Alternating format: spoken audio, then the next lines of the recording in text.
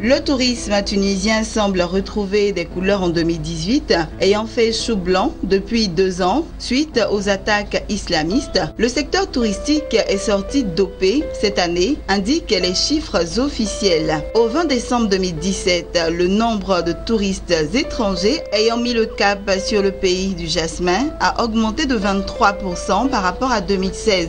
Selon les données fournies par la présidence, au total, 6 731 millions de touristes ont visité le pays d'Afrique du Nord jusqu'au 20 décembre. Les revenus générés par l'activité touristique ont progressé de 16,3% pour se situer à 2,62 milliards de dinars, soit 1,09 milliard de dollars. Les performances de cette année restent toutefois loin de celles de 2010 où les recettes touristiques avaient atteint un record de 3,5 milliards de dinars avec près de 7 millions de visiteurs. La reprise de ce secteur vital est une bonne nouvelle et annonce une embellie pour une économie asphyxiée depuis l'année noire de 2015.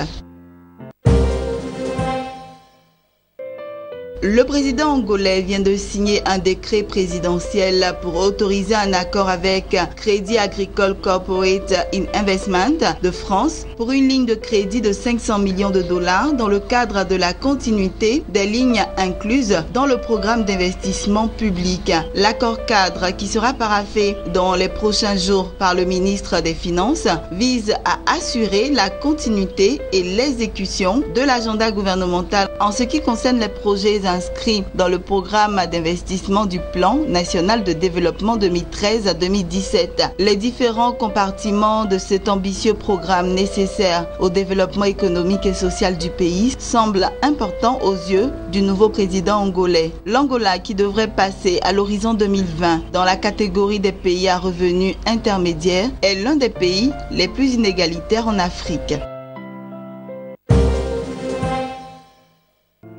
Le gouvernement éthiopien et la Banque mondiale ont signé 2 accords de financement d'un montant global de 470 millions de dollars pour améliorer la qualité de l'éducation et la productivité dans l'élevage et la pêche. Le premier accord d'un montant de 300 millions de dollars sous forme de subvention servira à soutenir les efforts du gouvernement éthiopien dans la réalisation d'un projet d'amélioration de la qualité et de l'équité en matière d'éducation générale dans le pays. Ce projet d'envergure vise notamment à améliorer l'accès et la qualité de l'éducation en Éthiopie. Le deuxième accord constitue quant à lui un prêt de 170 millions visant à améliorer la productivité dans les secteurs de l'élevage et de la pêche et à renforcer leur contribution à l'économie du pays. L'objectif étant d'accroître la capacité de production et de commercialisation des produits et des transformations dans certaines chaînes de valeur et à renforcer les systèmes de prestation de services, mais également à répondre efficacement aux situations d'urgence.